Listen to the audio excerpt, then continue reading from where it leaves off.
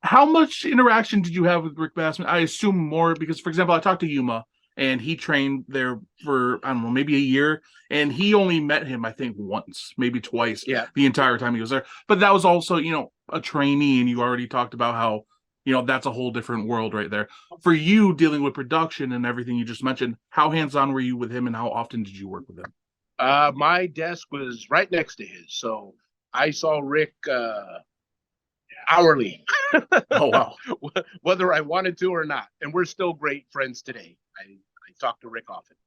What do you think about his influence on wrestling? Because I feel like sometimes he gets a bad rap because, again, you have like the Jim Cornettes who will talk about, he brings in these big bodybuilders who don't know anything about wrestling and can't work and get them signed. But I mean, Ultimate Warrior, Sting, John Cena, and then you talk about the Samoa Joes, and there's a lot of incredibly popular talent that came courtesy of him. I think Rick, I think he got 30 people signed out of UPW. Wow, Um, 30. to be honest, I think that's the number. And the training wasn't the best. I mean, I'd admit that. But what Rick, and which is probably how I'm still doing what I'm doing today, Rick's side of it was the entertainment piece. Now, Rick was in direct communication with Vince McMahon. Mm-hmm. Like Rick would tell us, Vince wants this, and we need to create a guy like this, and this is what they need to do. And so, me optically, setting cameras up and angles and getting the guys to look at the cameras and interact with the cameras and understand the microphones and all that stuff.